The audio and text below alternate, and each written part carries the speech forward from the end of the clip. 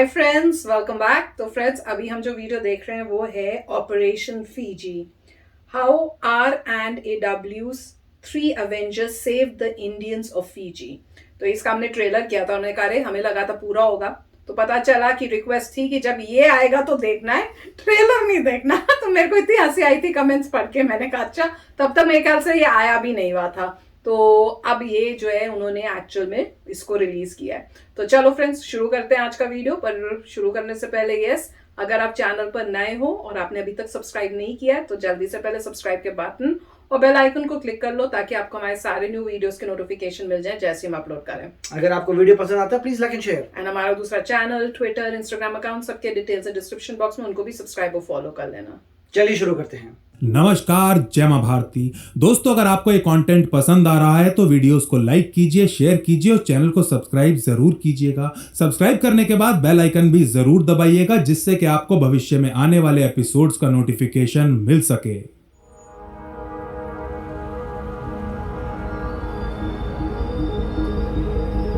दिन 14 मई 1987। भारत के उस समय के विदेश मंत्री एनडी तिवारी की गाड़ी साउथ ब्लॉक की वीवीआईपी पार्किंग में आकर रुकती है। एसी गाड़ी से नीचे उतर रहे एनडी तिवारी अपने माथे से पसीना पहुंचते हुए इनर चैम्बर की तरफ चलने लगते हैं, जहां प्रधानमंत्री राजीव गांधी बैठा करते थे।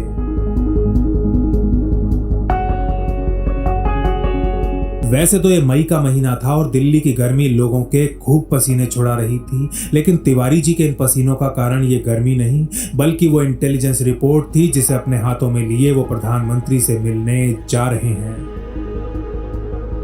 R&AW द्वारा तैयार की गई इस रिपोर्ट में बॉर्डर पर चीन की उन भावी गतिविधियों का कच्चा चिट्ठा था जो भारत की राष्ट्रीय सुरक्षा के लिए घातक साबित हो सकती थी। कुछ घंटों तक इस रिपोर्ट पर चर्चा करने के बाद जब एनडी तिवारी वापस जाने के लिए खड़े होते हैं, तब तक राजीव गांधी का रुमाल भी उनके माथे पर पहुंच चुका होता है।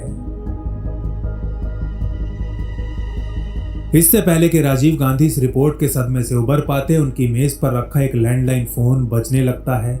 घर जाने की तैयारी कर रहे प्रधानमंत्री इधर फोन उठाते हैं और उधर 10 सेकंड बाद उनके चेहरे का रंग पूरी तरह उतर जाता है। 2 प्रॉब्लम्स इकट्ठे, मतलब लगभग 5 मिनट चली इस कॉल के बाद राजीव गांधी अभी फोन नीचे रखते ही हैं कि उनके ऑफिस में एक बार फिर एनडी तिवारी की एंट्री होती है और इस बार दौड़कर वापस आए तिवारी जी हांफते हुए बस इतना ही कह पाते हैं, सर फीजी, वो फीजी।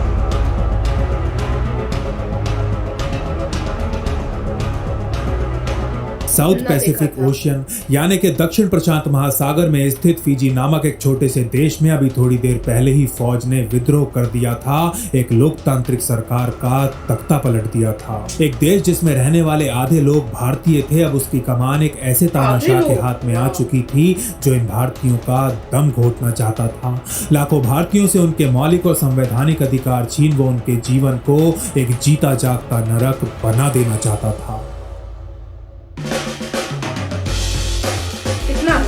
लेकिन भारत राष्ट्र ऐसा होते हुए नहीं देख सकता था। लाखों भारतीयों के जीवन का प्रश्न था और भारत सरकार को कुछ भी करके इस तानाशाह की कुर्सी गिरानी ही थी।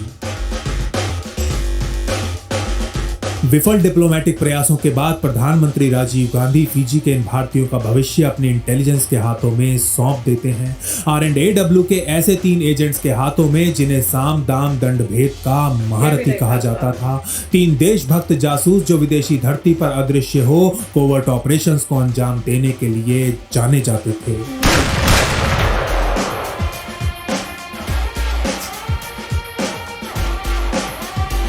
फीजी के इस तानाशाह को सबक सिखाने और लाखों भारतीयों की जान बचाने वाले इस मिशन को नाम दिया गया था ऑपरेशन फीजी और इसको अंजाम देने वाले रॉक एन एजेंट्स को द 3 अवेंजर्स।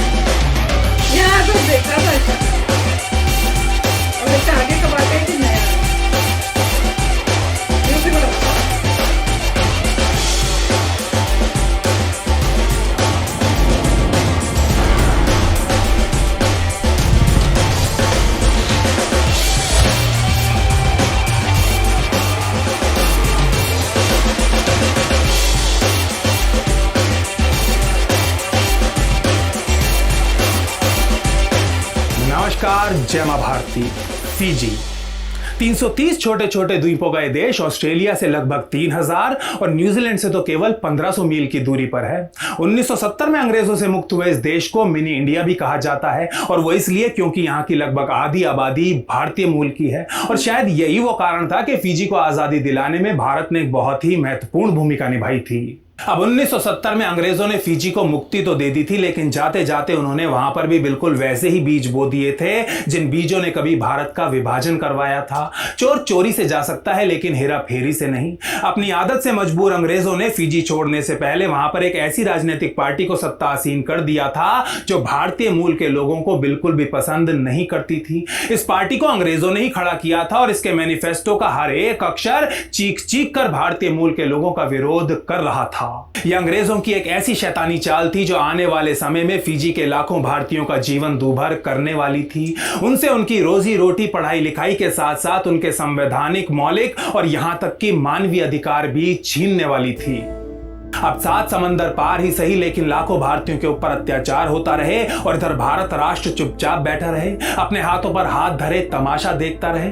ऐसा आखिर कैसे हो सकता था? भारत के रिसर्च एंड एनालिसिस विंग में कुछ लोग ऐसे थे जो अपने इन भारतीय भाइयों बहनों की सहायता करने के लिए कुछ भी करने को तैयार थे। दुनिया की सारी हदें, सारी सीमाएं लांघने को तैयार थे।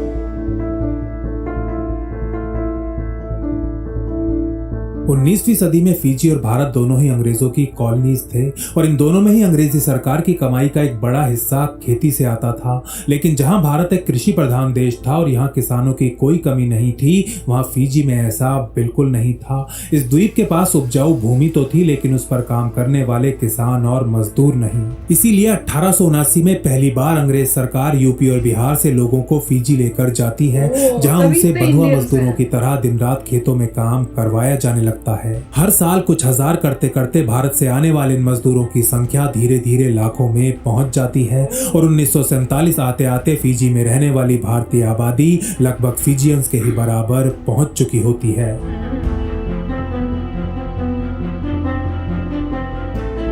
1959 में अंग्रेज सरकार द्वारा फिजी का सबसे पहला सेंसस करवाया जाता है। इस समय फिजी की कुल जनसंख्या 3,87,646 थी और इसमें से 1,91,328 यानी कि लगभग 50% लोग भारतीय मूल के थे। इस समय फिजी में पैदा होने वाले हर 1000 बच्चों में से 46.46 भारतीय जबकि 36.36 फिजियन मूल के हुआ करते थे। शायद यही आंकड़े कारण थे कि नॉन अलाइनमेंट ब्लॉक का हिस्सा बनने के बावजूद भी पहले पंडित नेहरू और फिर शास्त्री जी और मिसेस गांधी जैसे प्रधानमंत्री भी फिजी की आजादी के लिए लगातार अपनी आवाज उठाते रहे थे।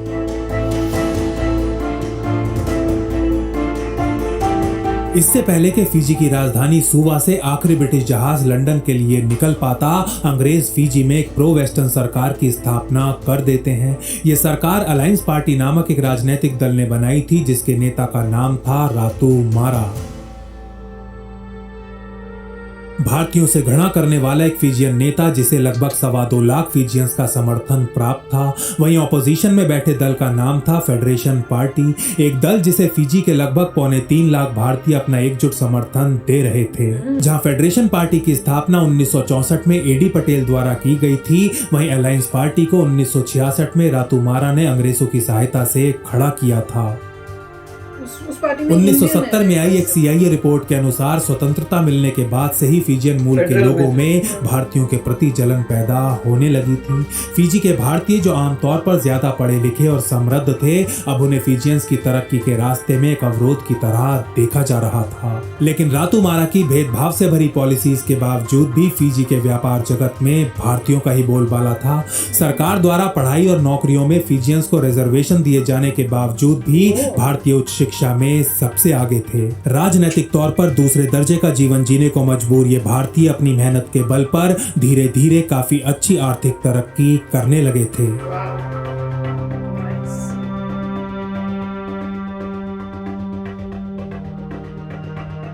फिजियन मूल के लोगों से मिल रहे समर्थन के बल पर रातू मारा पूरे 16 साल तक फिजी के ऊपर राज करता है। लेकिन इस समय के दौरान फिजी में और भी कई राजनीतिक पार्टियां जन्म लेती हैं और धीरे धीरे अपने पैरों पर खड़ा होना भी सीख जाती हैं। ऐसी एक पार्टी का नाम था फिजी लेबर पार्टी, जिसकी स्थापना 1985 में टिमोकी बवाद्रा नामक एक फिजियन मूल के नेता ने की थी। और फेडरल का क्या हुआ पार्टी का? अप्रैल 1987 में हुए सामान्य चुनावों में लेबर और फेडरेशन पार्टी के गठबंधन को उस समय की पार्लियामेंट की 70 सीटों में से 30 सीटों के ऊपर जीत मिलती है, जबकि रातुमारा की अलायंस पार्टी को केवल 24 सीटों पर। इस तरह मारा के 16 साल पुराने वर्चस्व को खत्म करते हुए लेबर और फेडरेशन पार्टी का गठबंधन अपनी सरकार बना लेता है और टिमोकी बवाद्रा फीजी के दूसरे प्रधानमंत्री बन जाते हैं। बवाद्रा की सरकार इंडो फिजियंस के समर्थन से बनी थी, इसीलिए उनकी कैबिनेट में 8 मंत्री भारतीय मूल के होते हैं और बाकी पदों पर भी भारतीयों को एक अच्छी संख्या में नियुक्त किया जाता है। 16 साल में पहली बार जहां फीजी के भारतीय बहुत ज्यादा खुश थे, वहीं कोई तो ऐसा था जिससे ये खुशी जरा सी भी बर्दाश्त नहीं हो रही थी। बवाद्रा को प्रधानमंत्री बने ठीक से अभी 1 महीना भी नहीं हुआ था कि 14 मई 1987 की सुबह 20 फौजी फीजी की पार्लियामेंट के अंदर घुसते हैं और प्रधानमंत्री बवाद्रा समेत उनकी पूरी कैबिनेट को बंदी बना लेते हैं। इस सैन्य विद्रोह का नेतृत्व करने वाले व्यक्ति का नाम था कर्नल सितिवेनी रबुका, फीजियन मूल का एक ऐसा मिलिट्री ऑफिसर जो किसी भी कीमत पर भारतीयों को फीजी से बाहर निकालना चाहता था। 50% ऑफ द पॉपुलेशन, क्या सोच रहा है?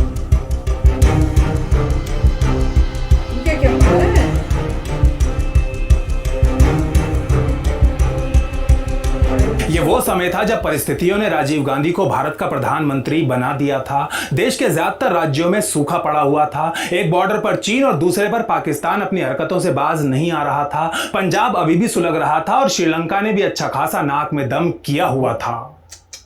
कहने का मतलब यह कि प्रधानमंत्री राजीव गांधी की प्लेट पहले से ही पूरी तरह ऊपर तक भरी हुई थी और अब वो फीजी नाम के इस एक और सरदर्द को मोल लेने से थोड़ा सा डर रहे थे।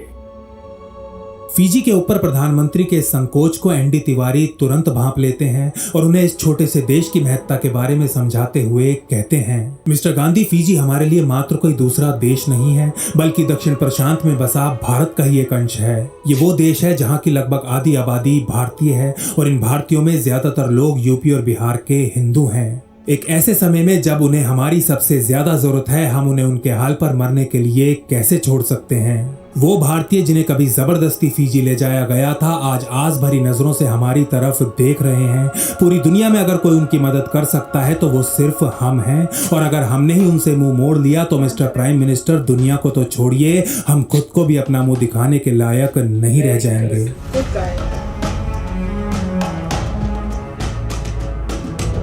एनडी तिवारी के इन भावुक शब्दों को सुनने के बाद प्रधानमंत्री गांधी बिल्कुल चुपचाप बैठ जाते हैं। थोड़ी देर तक कुछ सोचते हैं और फिर वहीं मौजूद रॉ चीफ ए.के. वर्मा की तरफ देखते हुए कहते हैं, मिस्टर वर्मा, मुझे 24 घंटों के अंदर अंदर फीजी के ऊपर एक डिटेल्ड रिपोर्ट चाहिए।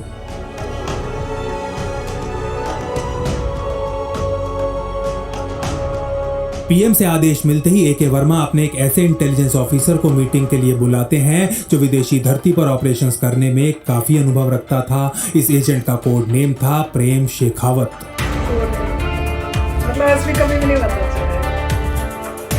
अगले कुछ घंटों तक ये दोनों ऑफिसर्स फीजी के ऊपर CIA, MI6 और खुद R&AW द्वारा लिखी गई सैकड़ों क्लासिफाइड रिपोर्ट्स के पन्ने खंगालने में लग जाते हैं।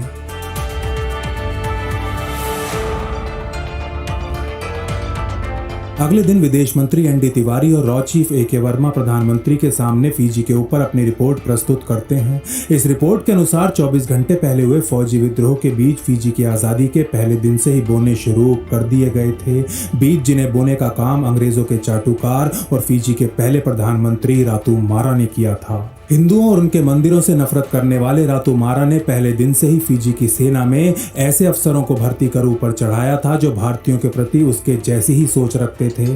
और आज 1987 में फीजी का तख्ता पलटने वाला सितिवेनी रबुका भी ऐसा ही एक फौजी अफसर था। पहले ही सब कुछ चेंज कर देना चाहिए था। R&AW का ये मूल्यांकन आने वाले दिनों में बिल्कुल सटीक साबित होता है। विद्रोह के कुछ दिनों बाद ही कर्नल रबुका खुद को फीजी का प्रधानमंत्री घोषित कर रातुमारा को राष्ट्रपति के पद पर बिठा देता है। एक हफ्ते बाद प्रधानमंत्री राजीव गांधी, विदेश मंत्री एनडी तिवारी और रॉ चीफ ए.के. वर्मा के बीच एक और मीटिंग होती है जिसका टॉपिक था फीजी के भारतीयों की सहायता के लिए कूटनीतिक दबाव और गुप्त कार्यवाही। RNDW को आखिरी आदेश देने से पहले राजीव गांधी एक बार डिप्लोमेटिक प्रयास भी करके देखना चाहते थे। वो भरपूर प्रयास करते हैं लेकिन इनका कोई फल नहीं निकल पाता। ऑस्ट्रेलिया और न्यूजीलैंड जैसे देश फिजी में हुए सैन्य विद्रोह का खुलकर विरोध तो कर रहे थे लेकिन उसके आंतरिक मामलों में हस्तक्षेप करने को बिल्कुल भी तैयार नहीं थे। मतलब इंटरनेशनल सपोर्ट नहीं मिला था। इंडियंस नहीं है वहाँ। कुछ दिनों बाद सुबह से RNDW के हेडक्वार्टर से केबल भेजा जाता है जिसे पढ़ के राजीव गांधी और ज्यादा घबरा जाते हैं। इस केबल के अनुसार फिजी की पिछली सरकार में वित्त मंत्री रहे महेंद्र चौधरी को रबुका द्वारा गिरफ्तार करके कई घंटों तक ग्रिल किया गया था। एक तरफ तो भारतीय मूल के नेताओं के साथ ये सब हो रहा था, वहीं दूसरी तरफ रबुका के आदेश पर भारतीयों की दुकानों और मंदिरों के ऊपर ताले लगा दिए गए थे। यहाँ तक कि बिना अनुमति के पूजा पाठ करने पर भी रोक लगा दी गई थी। लेकिन इस केबल में लिखी सबसे ज्यादा चिंताजनक बात यह थी कि फिजी की राजधानी सुवा में जगह जगह हिंसक प्रदर्शन शुरू हो चुके थे और इनकी आड़ में रबुका के सिविलियन समर्थक और फौजी दोनों ही चुन चुन के भारतीयों को निशाना बना रहे थे।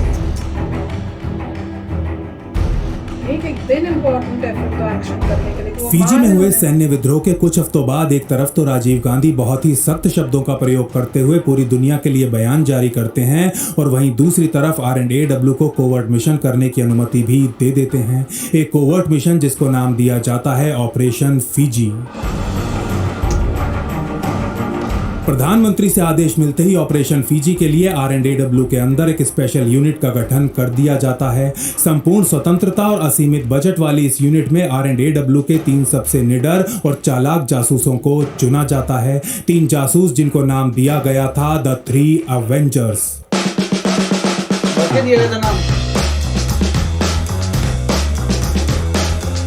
21 मार्च 1988 की दोपहर एक 35 वर्षीय भारतीय व्यापारी लंदन के एक अत्यंत महंगे रेस्टोरेंट के VIP डाइनिंग रूम में प्रवेश करता है और सबसे आगे वाली टेबल पर जाकर बैठ जाता है। अपने एक हाथ से पानी पीते हुए यह भारतीय पहले तो अच्छे से चारों तरफ नजरें घुमाता है और फिर खड़ा हुए दूसरी मेज पर जाकर बैठ जाता है जिस पर पहले से ही एक गोरा व्यक्ति बैठा हुआ था। इस भारतीय के मेज पर बैठते ही ये गोरा आदमी वेट्रेस को बुला 2 टमेटो सूप ऑर्डर कर देता है और जैसे ही ये वेट्रेस वहां से जाती है ये दोनों आदमी हंसते हुए खड़े होते हैं और पूरी गर्मजोशी से एक दूसरे को गले लगा लेते हैं।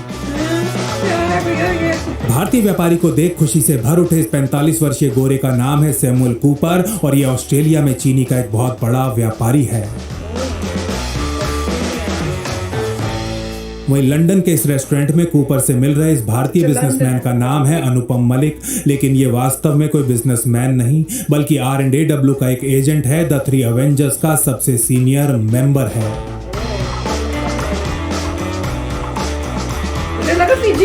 बोलो मलिक, क्या अर्जेंट बात करनी है? अब ये मत कहना कि तुमने मुझे सिडनी से यहाँ बस लंच के लिए बुलाया है। कूपर की ये बात सुन अपनी चम्मच को नीचे रखते हुए एजेंट मलिक सीधा पॉइंट पर आ जाते हैं। फिजी में तुम्हारे कॉन्टैक्ट्स को एक्टिवेट करना है, कितना खर्चा आएगा? फिजी का नाम सुन थोड़ा सा चौंक चुका कूपर अभी कुछ बोल पाता कि एजेंट मलिक आगे कहते हैं, मुझे सिडनी में एक सेफ हाउस भी चाहिए और फिजी में तुम्हारे एसेट से हर संभव मदद भी। मुझे बताने की जरूरत नहीं है कि वहाँ भारतीयों के साथ क्या कुछ हो रहा है।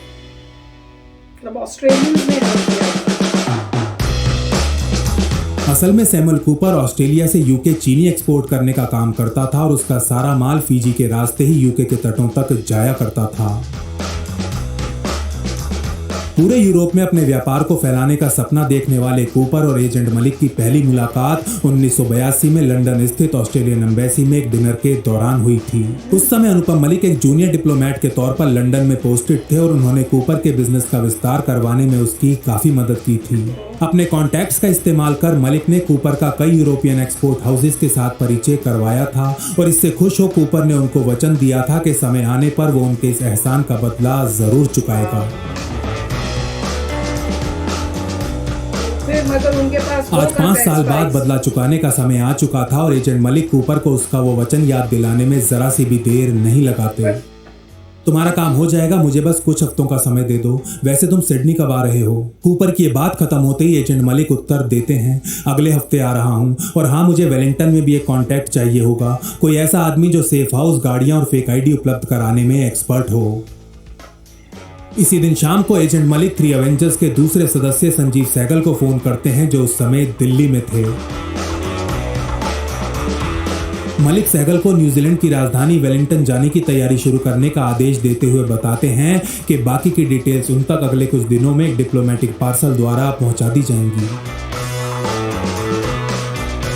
इसी दौरान एवेंजर्स के तीसरे मेंबर कैलाश सिंह भी अपने प्लान के ऊपर काम करना शुरू कर चुके थे। उन्होंने दक्षिणी ऑस्ट्रेलिया के एडिलेड शहर में एक सेफ हाउस का इंतजाम कर लिया था और अपनी कवर आइडेंटिटी के अनुसार नकली पेपर्स भी बनवा लिए थे।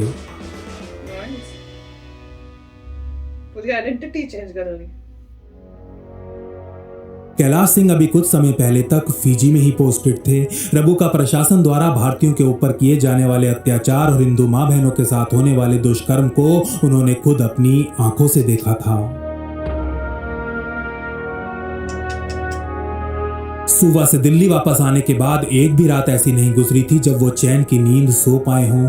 यही कारण था कि हरियाणा का ये जाट अब बहुत ज्यादा गुस्से में था और किसी भी कीमत पर रबुका से बदला लेना चाहता था।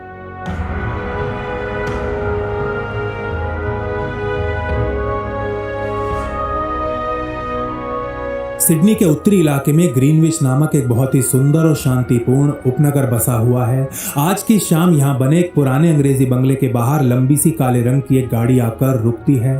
थोड़ी देर बाद कैलाश सिंह और संजीव सहगल इस गाड़ी से नीचे उतरते हैं और बरामदे में बैठे अनुपम मलिक की तरफ चलना शुरू कर देते हैं। अंग्रेजों द्वारा 200 साल पहले बनाए गए इस विशालकाय बंगले में ऑपरेशन फीजी का control and command centre setup किया गया है।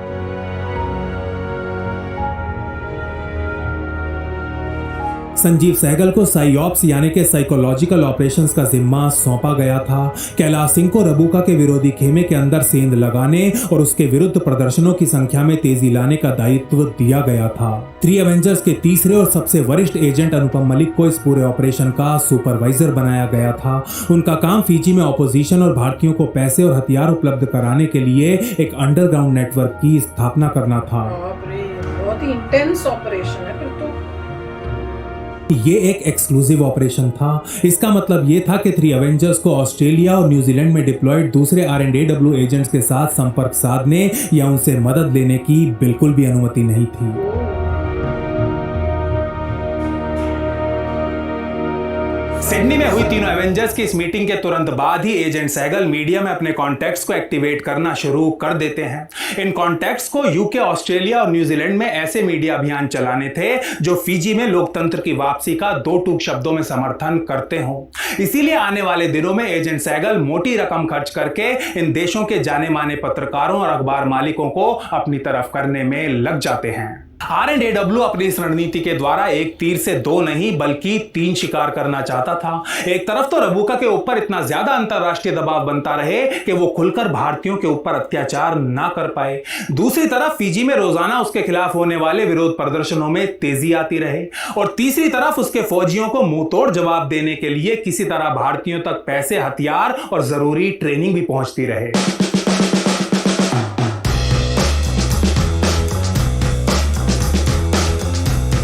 कुछ हफ्तों बाद एजेंट कैलाश सिंह अपने एक पुराने एसेट बेंजामिन टेलर को मिलने के लिए वेलिंगटन बुलाते हैं। टेलर न्यूजीलैंड में एक इलेक्ट्रॉनिक्स कंपनी का मालिक था और देश के कई बड़े नेताओं के साथ उसके काफी अच्छे संबंध थे। कैलाश ऐसे ही कुछ नेताओं को अपनी तरफ कर रबुका के खिलाफ और बवाद्रा के पक्ष में समर्थन हासिल करना चाहते थे। तुम्हें क्या लगता है कि तुम पैसों से यहाँ के पॉलिटिशियंस का समर्थन खरीद सकते हो? थोड़ा सा चिढ़ाते हुए टेलर ये कहता है तो कॉफी पी रहे एजेंट कैलाश उत्तर देते हैं, नहीं, मुझे ऐसा बिल्कुल नहीं लगता, बल्कि मुझे पता है कि मैं पैसों से तुम्हारे नेताओं का समर्थन खरीद सकता हूँ। कैलाश के मुंह से ये सुन थोड़ी देर तक हंसने के बाद टेलर आगे कहता है, ठीक है, लेकिन ये सस्ता सौदा नहीं होने वाला। तुम्हें पैसा गड्डियों के हिसाब से नहीं बल्कि सोने की ईंटों के हिसाब से खर्च करना पड़ेगा, तब जाके कुछ होगा। और हाँ, बाद में ये भी मत कहना कि इन साले नेताओं ने मुझे लूट लिया। टेलर की ये बात खत्म होते ही एजेंट कैलाश अपना कप बड़ी सावधानी से नीचे रखते हैं, अपनी जेब से एक सिगरेट निकालकर जलाते हैं और एक लंबा सा कश भरने के बाद कहते हैं, वहाँ फिजी में भारतीयों के खिलाफ युद्ध छिड़ा हुआ है। अगर हमने जल्द ही कुछ नहीं किया तो शायद वहाँ एक भी भारतीय नहीं बचेगा। टेलर, हमारे पास पैसा तो बहुत है लेकिन समय बिल्कुल भी नहीं। ऐसे में अगर पैसे से हमारे भाई बहनों की जान बचाई जा सकती है तो तुम बस मुझे जगह और टाइम बता दो, मैं तुम्हारे लिए सोने से लदे ट्रकों की लाइन लगा दूंगा। पैसे से कम नहीं। टेलर के चेहरे से वो मुस्कुराहट पूरी तरह गायब हो जाती है। वो समझ जाता है कि इस बार R&AW कुछ ज्यादा ही गंभीर है। ठीक है, तुम्हारा काम हो जाएगा, बस कुछ दिनों का टाइम दे दो। ये कहने के बाद बेंजामिन टेलर एजेंट कैलाश से आज्ञा लेता है और वहां से निकल जाता है।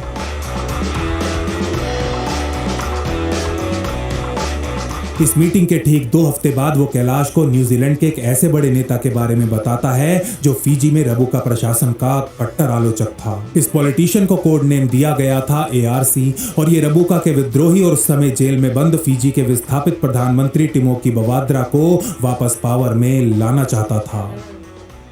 आने वाले कुछ हफ्तों में कैलाश सिंह और ARC के बीच कई मीटिंग्स होती हैं जिनमें रबुका के खिलाफ चलाए जाने वाले मीडिया अभियान की रूपरेखा पर काम किया जाता है। Smart move. 1988 भी खत्म होने को आ गया था। जल्द ही रिजल्ट देने के दबाव में काम कर रही R&AW के लिए जहां समय बिजली की रफ्तार से दौड़ रहा था, वहीं फिजी में रह रहे भारतीयों के लिए तो मानो बिल्कुल रुक सा गया था। क्या क्या हो रहा था उनके साथ? कर्नल रबुका आए दिन भारतीय विरोधी कानून और नियम बनाए जा रहा था और ऐसा ही एक नियम था इंटरनल सिक्योरिटी रूल, जिसके तहत फिजी में रहने वाले किसी भी भारतीय को हथियार रखने के आरोप में बिना कोर्ट वारंट के गिरफ्तार किया जा सकता था।